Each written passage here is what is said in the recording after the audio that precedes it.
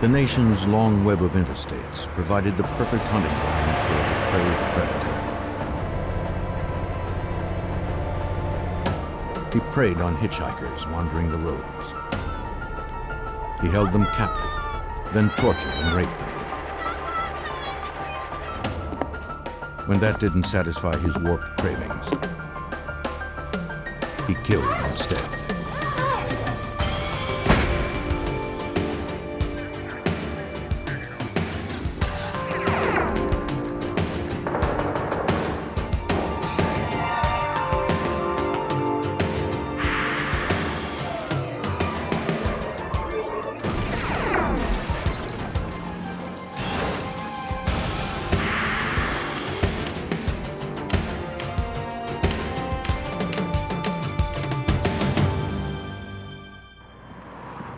Across the nation, a serial rapist targeted unsuspecting women. It was only a matter of time till his dark urges raged out of control and led him to murder. He followed a path so random it was impossible to trace, and all that tied him to his crimes were his access to the highways and a bizarre sexual fetish. I'm Jim Calstrom, former head of the FBI's New York office. When investigators believed the suspect had committed dozens of murders, the FBI was determined to put the brakes on his nationwide rampage.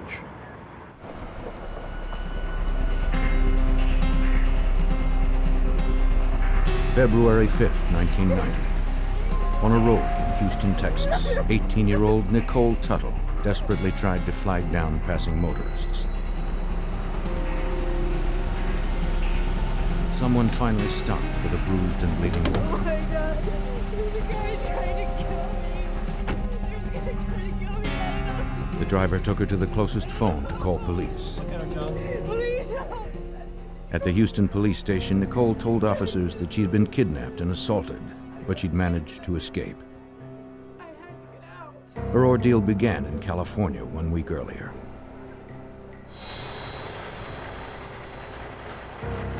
On January 29th, she hitched a ride from a trucker at a rest stop. He said his name was Dusty and that he was headed east through Arizona. After a few hours on the road, she fell asleep in the back compartment of his truck.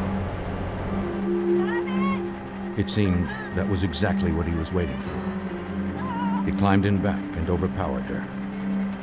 Before she was fully awake, he chained her to the walls and gagged her with a horse bit. The trucker whipped her and pierced her with pins and fishhooks. He also raped and sodomized her. Nicole told police that she was chained inside the cab for 6 days. Her ordeal didn't end there. Inside his Houston apartment, the trucker allowed her to bathe, then chained her to the bed and raped her again. She watched helplessly as he approached her with a straight razor. He pressed the blade close to her scalp and began to slice off her hair. After 3 hours, he forced her back into the truck. This time, he failed to bind her. When they stopped at a brewery, he left her alone as he walked inside to sign for his new freight. Do you know how many days that you were in the truck? Nicole knew this might be her only chance. Where did you... She ran for it, still wearing a dog leash around her neck. I needed to go to California. Houston police stopped a trucker in the area whose rig fit Nicole's description. And it... She said he was not the man who attacked her.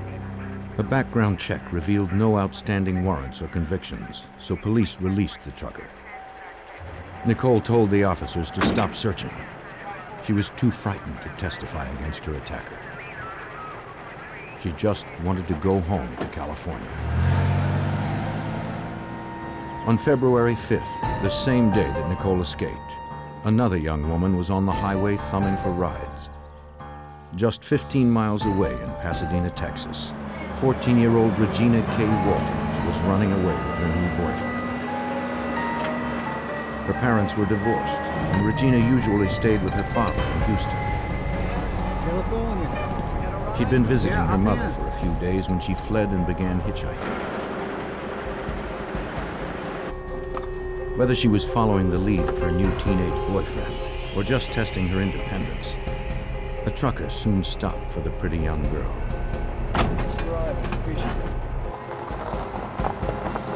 Regina's mother, Carolyn Walters, was a single mom who worked long hours as a department store clerk. When she came home from work, she was surprised to find her daughter was not home. Regina? Her daughter did not answer. Regina? Carolyn found no notes and saw no other signs that her daughter had been back to the house. She checked the answering machine, but Regina had left no messages. Carolyn called her daughter's friends and Regina's father in Houston. Hello, Chris. No one had heard from the girl. Is Regina there? The distraught mother reported her daughter as a missing person to Pasadena, Texas police. She spoke with a detective from the juvenile section, providing the officer with Regina's description. Her 14-year-old daughter was about 5 feet tall, weighed 95 pounds, and had long, curly brown hair. The detective asked Carolyn what steps she had taken so far to find her. Has anyone heard from her? Carolyn had posted missing persons flyers, but no one had yet responded. The worried mother hadn't heard from her daughter since they argued 2 nights before. At 9:30 that night, Regina told her mother she was going to visit a friend. I just think you ought to stay home tonight. When Carolyn objected, the girl insisted she would be right back. No, it's not. Well, I want... Regina, what? Against her better judgment, Carolyn relented, trusting that Regina would call if she stayed out later. Though the young teen had a history of running away, she always returned on her own. Anybody about her parents or where she is right now? Her mother believed this time was different. Does she have a boyfriend? Pasadena, Texas police detective Suzanne Jackson of the Juvenile Division was assigned the case. She understood Carolyn's concern. Several days passed, and Regina would normally call her mom when she would leave home and let her mother know that she was okay and that she was just out. She would be back when she was ready to come home, and she had not done that.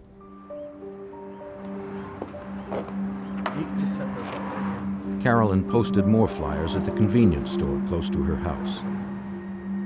She held out hope that her daughter was unharmed. Maybe she was simply staying with a friend. Along with Regina's photo and description, Carolyn offered a reward for information on her daughter's whereabouts.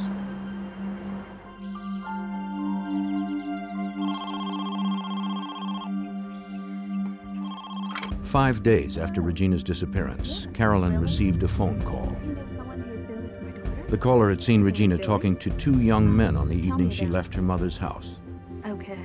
The person only knew the men as Billy and Ricky, but she remembered that Billy had a girlfriend with the peculiar name of Urena. Carolyn immediately called police. Speak to Detective Jackson, please.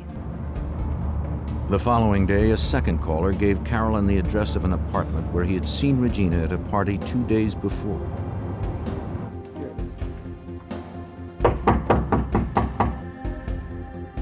When police arrived, no one answered. Okay. The manager told them the apartment was rented to a man named Billy Wayne Gibbs. The next morning, the detective told her colleagues about the case. She mentioned she was looking for Gibbs in connection with Regina's disappearance. She was also looking for 2 others, a woman named Urena and a man named Ricky. She didn't know their last names. To her surprise, the officers did. Billy Wayne Gibbs had a girlfriend named Urena Sweet and a friend named Ricky Lee Jones. The 3 were wanted in connection with an auto theft. Units were dispatched to Gibbs' apartment to wait for his return. Officers patrolled the nearby road. After several hours of surveillance, they picked up 17-year-old Gibbs and his girlfriend Urena near his apartment. Police handcuffed the young couple and brought them to the station for questioning.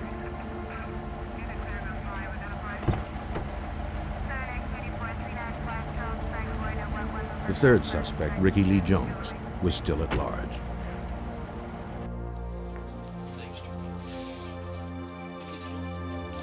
The arresting officer asked Gibbs if he had seen Regina or Ricky Lee Jones. Gibbs said he had spoken to them 4 days ago, but not since.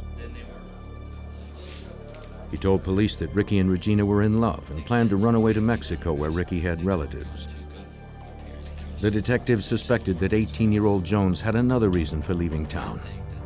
If he were caught with Regina, he could be charged with contributing to the delinquency of a minor. Regina was 14, and they obviously were boyfriend and girlfriend at the time.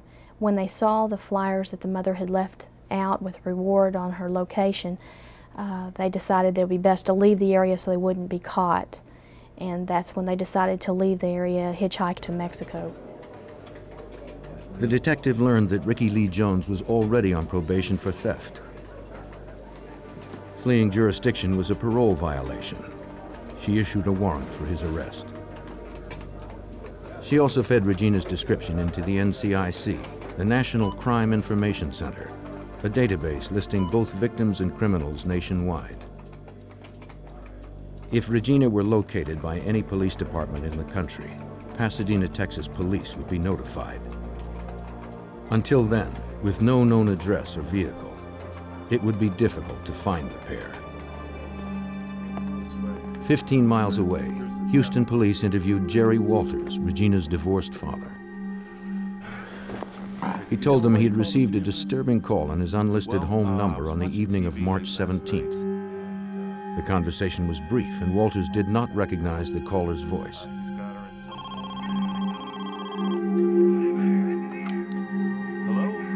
The man asked, "Are you Regina's father?" When Walters replied yes, the man told him he knew where to find Regina. He said she was in a loft of a barn, and that there had been some changes. He had cut the girl's hair. Regina's father asked if she was dead or alive. The caller hung up without answering. Detective Jackson asked Southwestern Bell to trace the call. The company told her it would take several days. Police would simply have to wait. Aside from the phone records, the trail of the missing 14-year-old and her boyfriend was stone cold. In March of 1990, Pasadena, Texas police detective Suzanne Jackson continued her search for 14-year-old Regina K. Walters.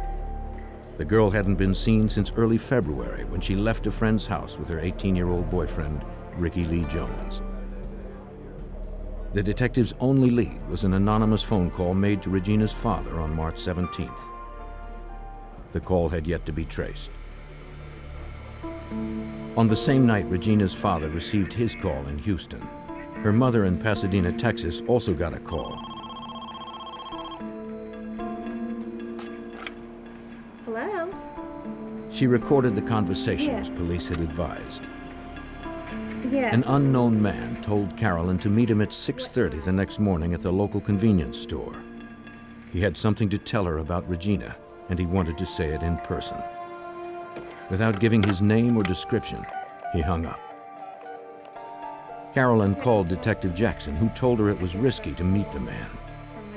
When Carolyn insisted, Jackson said police would go with her for protection. From a distance, officers kept an eye on Carolyn as she waited at the convenience store for the unknown caller. She had no way of knowing if the man knew who she was, and no way to identify him. Her only hope was if he would approach her. She studied everyone who came in and out, and everyone who used the phone. Carolyn waited over 2 hours. The caller never came forward. 2 days later, Pasadena, Texas police received the phone records for both calls to Regina's parents. They learned that the call to Regina's father in Houston was made from a gas station in Ennis, Texas, 200 miles northwest of where she was last seen.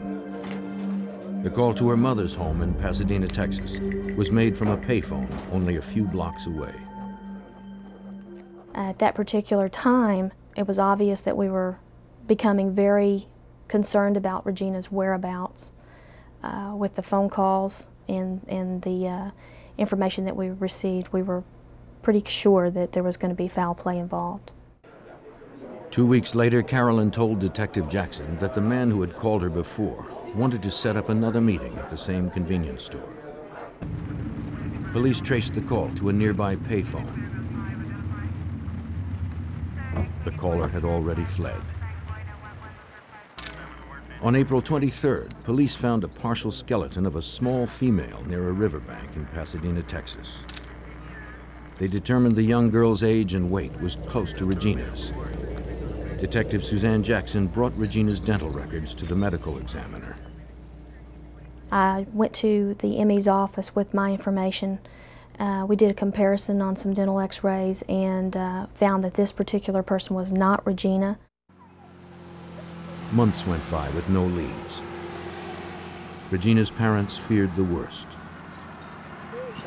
On October 12th, 2 boys were playing near a dirt road in Manville, Texas, 26 miles south of Houston. Close to the road, they came across a wood pile. They found something they'd never forget: human remains. They ran home to tell their parents, who called police. Officers arrived and secured the area. They could not identify the body at the site. It was too badly decomposed, and there was no wallet or identification nearby. All police could guess was that the victim was a child or young adult. They hoped an autopsy would tell them more. The Pasadena, Texas detective traveled to the Harris County Medical Examiner's office, bringing Regina's dental records. So you almost have a match right. The ME compared those records to x-rays taken of the corpse. But then you get everything you can obviously. They did not match. It was a little disappointing, although we were very relieved that it was not Regina. Her parents at this particular point were concerned that we were going to be recovering a body and we were not going to be locating Regina alive, and they were ready for some type of closure at this point. As the search continued in Texas through the fall of 1990, a farmer prepared to burn down his old barn in Bond County, Illinois. He hadn't been inside in years. The farmer climbed up into the hayloft to make one last check of the place. He looked through the abandoned building, but found only items long since discarded. Nothing seemed especially unusual or out of place. Then, something caught his eye. He looked closer at the strewn hay and saw a skeleton that appeared to be human. The farmer immediately called police.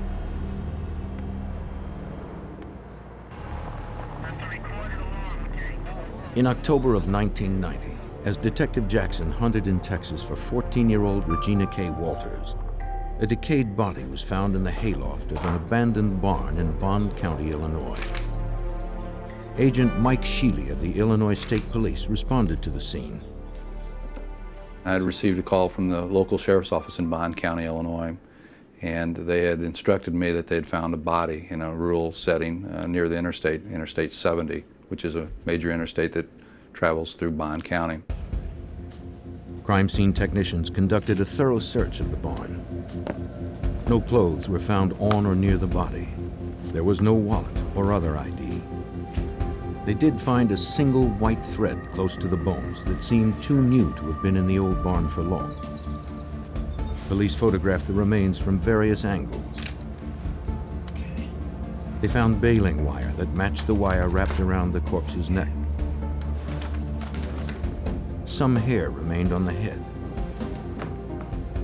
Because the skull was so small, police believed the victim was probably a child. The people of nearby Greenville had not seen a murder in 10 years. The anonymity of this crime was especially disturbing. Police had no way of knowing if the victim was from the area or just dumped there by someone passing through on nearby Interstate 70. At first, they weren't even sure of the corpse's age or sex. Forensic anthropologist Mark Johnsey was called in to conduct an examination.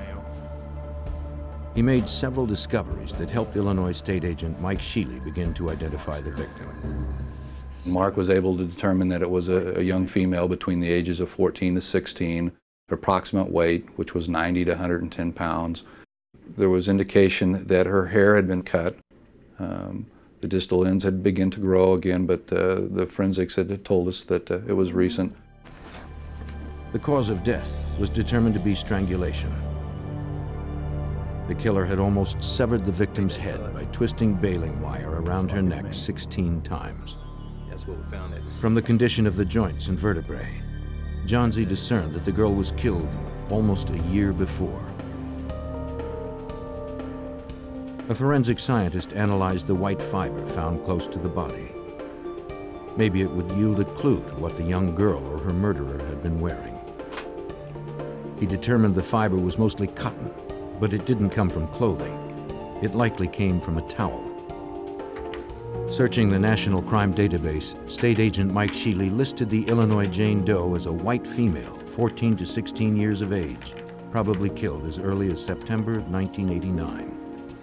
We were alarmed to find that there was 950 matches with the age group and the category and the time frame, which made the task very difficult to begin the identification process. He narrowed the field to about 100 by specifying the victim's time of death closer to the spring of 1990. The investigator then sent teletypes to law enforcement agencies working those cases. The detective investigating the disappearance of Regina Walters in Pasadena, Texas, received the teletype on October 16th.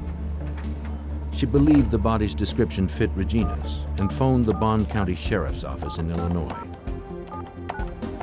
The receptionist told her they had gotten so many responses that the sheriff would have to call her back. Before she hung up, the detective remembered the mysterious phone call Regina's father had received. The caller had said the girl was in a barn. When I asked her if the body was found in a barn, she immediately transferred me to the sheriff, in which I started talking to him right away. And it was immediately discovered that it was possibly Regina, and so we immediately jumped on that and started sending the teletypes back and forth. The detective asked another question based on the March 17th phone call to Regina's father. Did the girl in the barn have shorn hair? The Illinois authorities confirmed that she did. The girl found in Illinois matched the caller's description of Regina. We sent a copy of dental x-rays to Greenville, Illinois, to the sheriff's office, and those dental x-rays were matched with the body that was discovered there, and it was confirmed to be Regina's body. One question remained. Where was Regina's boyfriend, Ricky Lee Jones? Detectives called on the FBI for help. Special Agent Mark Young, a behavioral expert in the Houston field office, was assigned as case agent. And I tried to go in and contact every person that had any involvement with Ricky or Regina. I wanted to see if there was anything that they mentioned that would have proven valuable to locating Ricky. At his former high school, Pasadena, Texas detectives also continued to pursue Ricky Lee Jones. That's right, you did. When you called, just a second, please. A guidance counselor said that Jones had not been enrolled in school for the past year. He was in school last. Okay, do you have any information I need? She had little other information about him, though she did provide his last known address. It's pretty old. It was the home of Jones's family.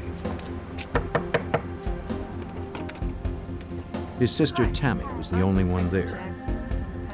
She said that no one in the family had seen Ricky for over a year. A year? You haven't seen him in a year? They had written him off as a bad kid, believing he'd end up in prison. A year? Yeah, and The detective asked if they had relatives in Mexico. I guess they figured he was in jail or something. Tammy said her mother had some in Matamoros, just south of the Texas border. Have you seen her? Jackson showed her a photo of Regina, but Tammy didn't recognize her. Okay, that's the last time. Has he left? Ricky was already listed as wanted because he had violated his probation. So we felt like maybe he was afraid to come home if he did know anything about Regina's disappearance and her death. We were in fear that he may not want to call and tell us what had happened or may be involved himself. As Special Agent Mark Young pored over the details of the case, he developed a profile of Regina's killer. The agent determined that 18-year-old Ricky Lee Jones probably did not commit the crime. If Ricky Lee Jones had murdered Regina, he would have done it in a fit of anger, and that would have been reflected in the crime scene, and you didn't see that. It was a very controlled, purposeful crime scene. You got the impression that this is an older person, a white male, a traveler, truck driver, traveling salesman, somebody that had a reason to be across the country. The fact that the barn was close to an interstate supported Agent Young's theory. The crime scene told the agent more about the sadistic murderer. He had stripped off Regina's clothing, killed her slowly by strangulation, and most notably, had cut Regina's long hair. Whoever did this crime was doing things beyond what was necessary to perpetrate the crime. Maybe a sexual predator, sexual sadist, a person that had other offenses also. Investigators were alerted to another crime in the town of Marshall, Texas, 200 miles north of Houston. Partial skeletal remains of a young man were found, washed up on a creek bank. The skull had been perforated on the left side by a small caliber firearm. Though there was little evidence to positively identify the body, the victim's age and location led police to conclude it was probably Ricky Lee Jones. I came to the conclusion that there were no other leads to cover in this case. For all intents and purposes, the case was closed in our division. We had nowhere else to go.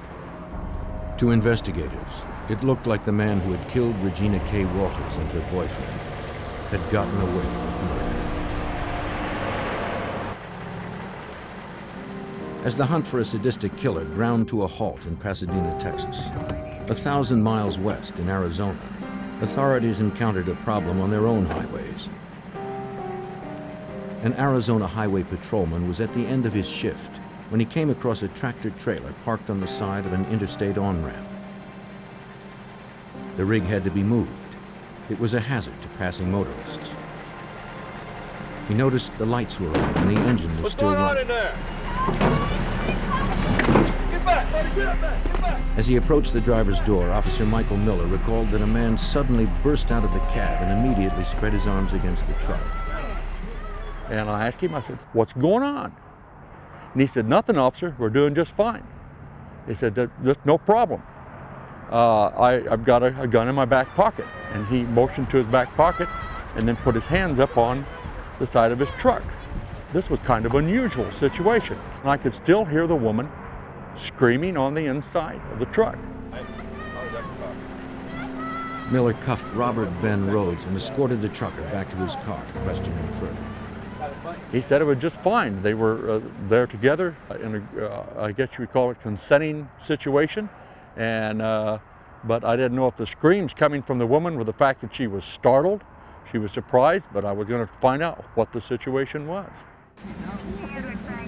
With Rhodes's hands cuffed behind his back, Miller seatbelted him into the patrol car. The officer returned to the truck to check on the frantic woman. He found her handcuffed to the walls by her wrists and ankles. The patrolman assured her she was no longer in danger. I told her, "Ma'am, you're going to need to remain here until I can get some help out here, because this is a criminal or a crime scene, and some detectives are going to have to look at this."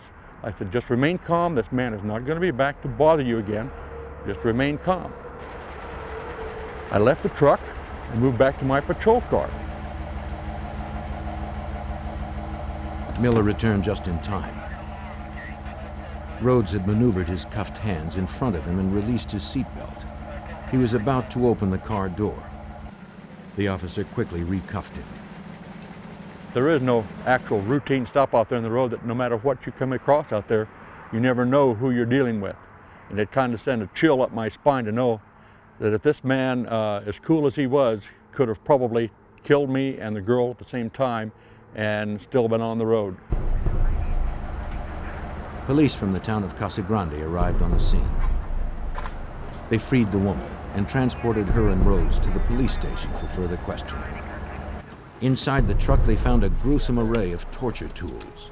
Chains that attached to rings welded to the back of the sleeper compartment, fishhooks, bloody towels, a horse bit, and a briefcase filled with the implements of a sexual sadist.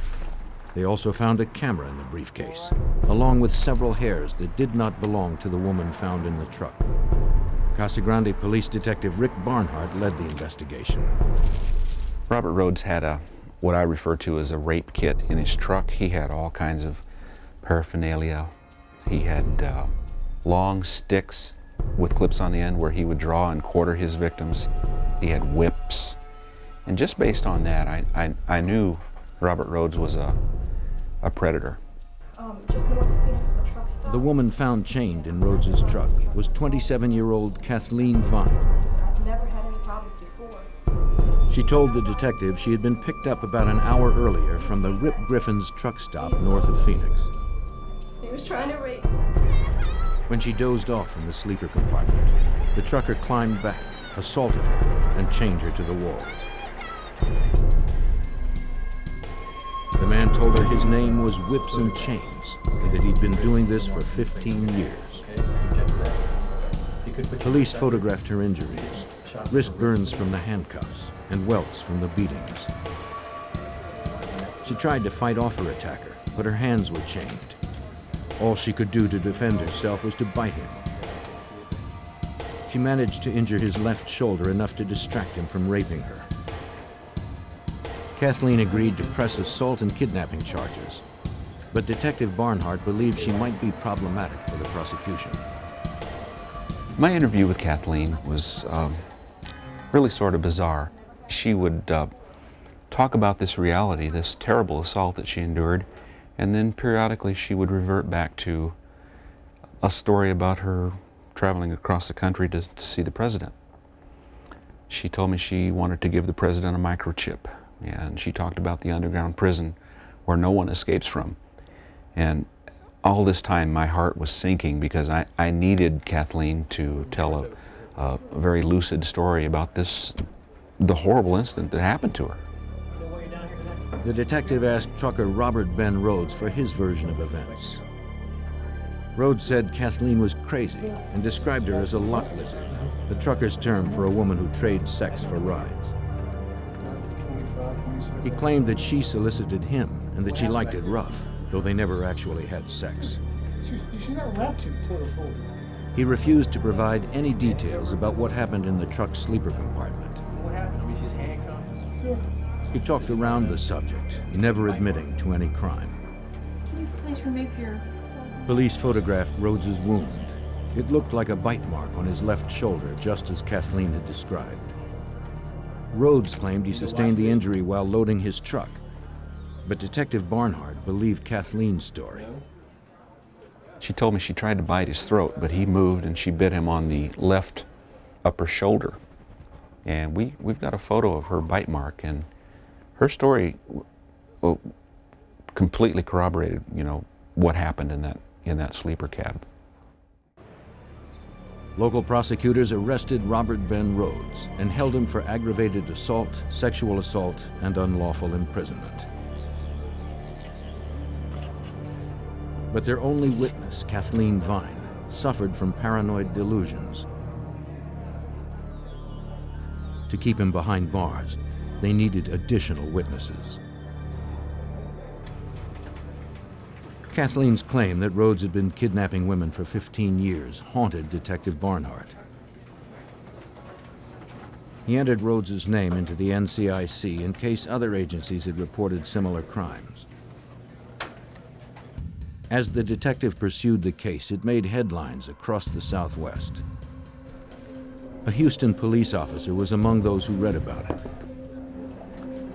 The trucker detained in Arizona sounded like the same man who was stopped outside of Houston earlier in the year. Police suspected Rhodes had held a woman captive in his truck for 6 days, raping and torturing her until she finally escaped. They were unable to press charges since the woman failed to identify him. Houston Police Sergeant Bomar described the case to Detective Barnhart. I was contacted by Sergeant Bomar. His was the case where the young lady escaped. I was fairly positive that Robert Rhodes was at least a serial rapist. I had suspicions that he might be a murderer.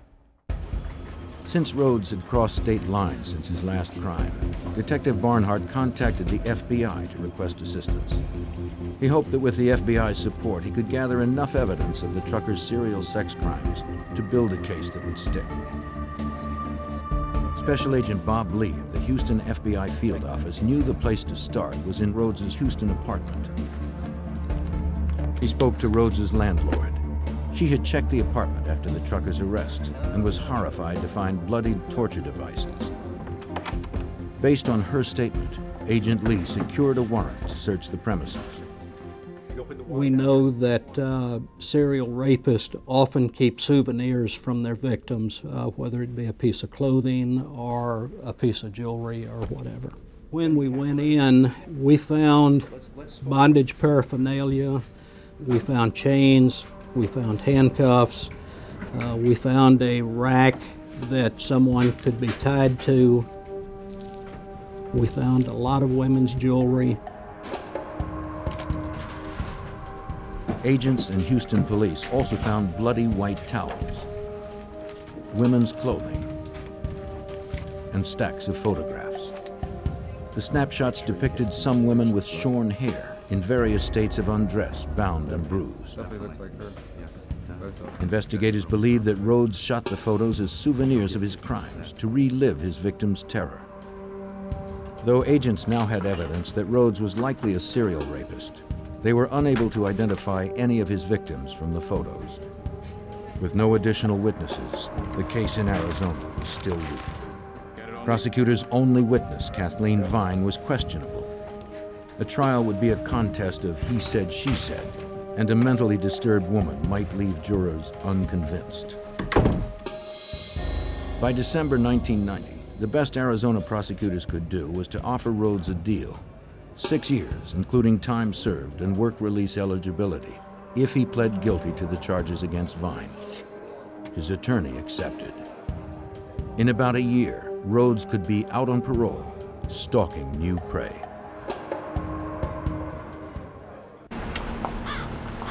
By October 1991, a year after 14-year-old Regina K. Walters was found murdered in Illinois, her case remained unsolved. Special Agent Mark Young, an FBI profiler, predicted the murderer was probably a trucker or traveling salesman with prior sexual offenses. His signature behavior was to hack off his victim's hair. Agent Young spoke to area law enforcement agencies hoping they had open cases that might match the profile.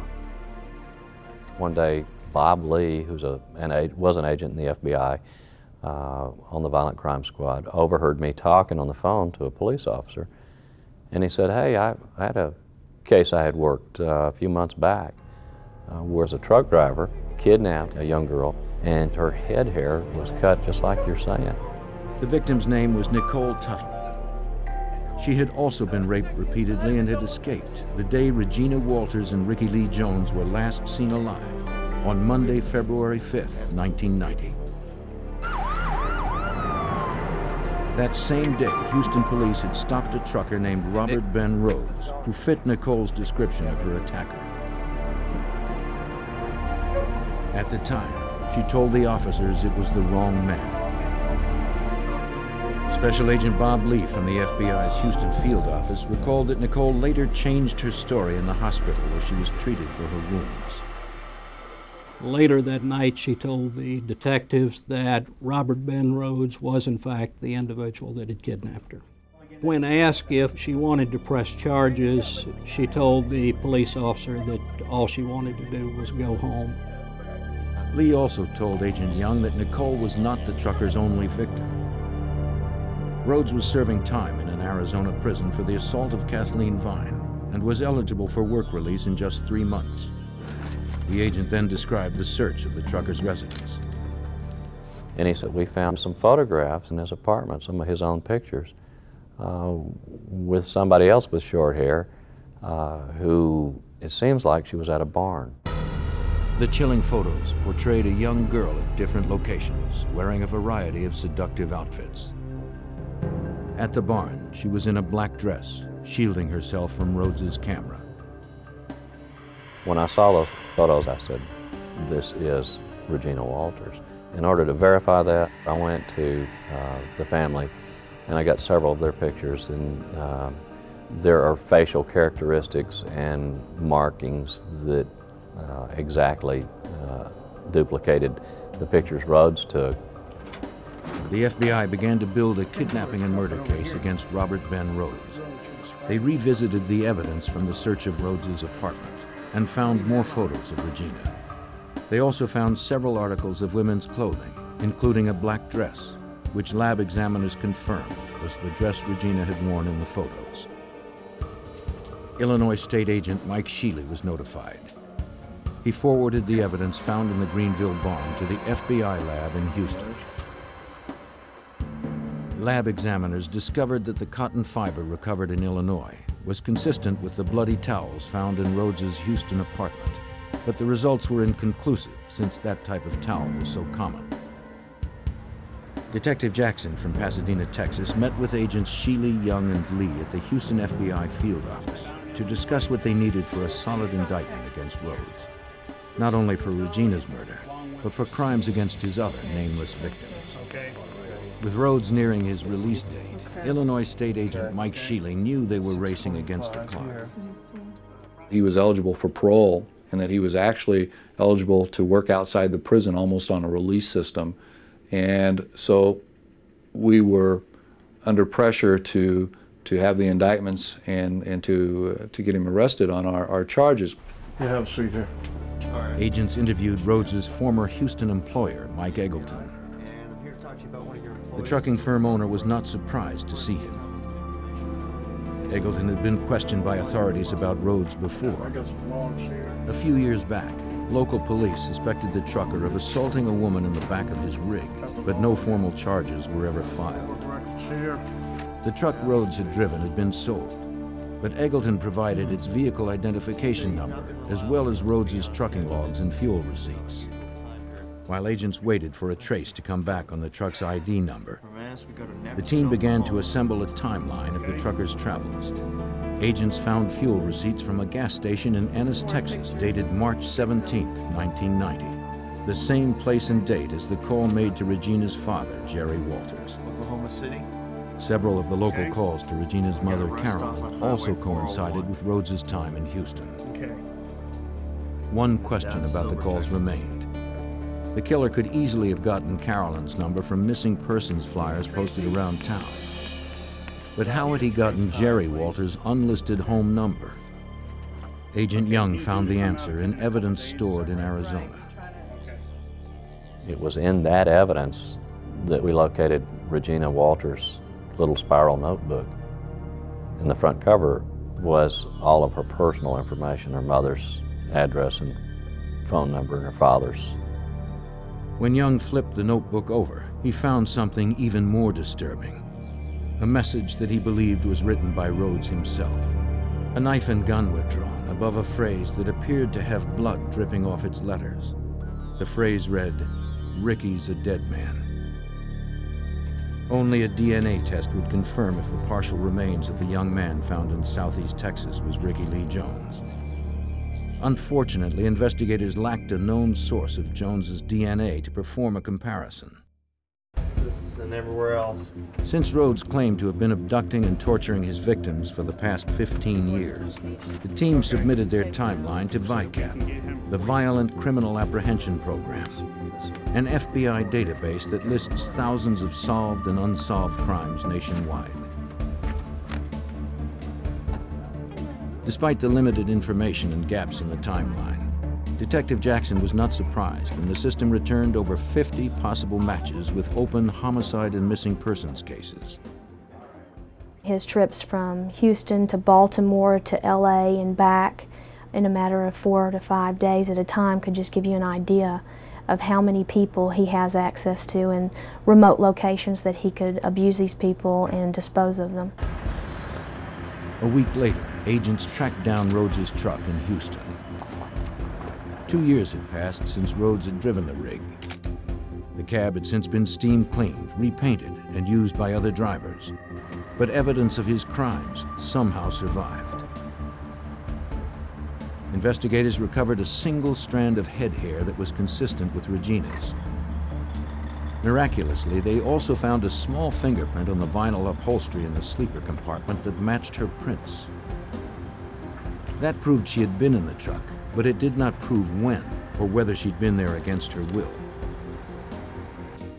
By January of 1992, almost 2 years after Regina had disappeared, investigators determined the evidence was not decisive enough to prove interstate kidnapping. They dropped the federal case. With Rhodes's parole hearing just a week away, investigators convinced the Bond County prosecutor to press charges in Illinois for capital murder. They knew the evidence was circumstantial, but they pressed on. I feared that he could escape, and I also believe that due to the overcrowding in the prison systems and those sort of things, that he could be released.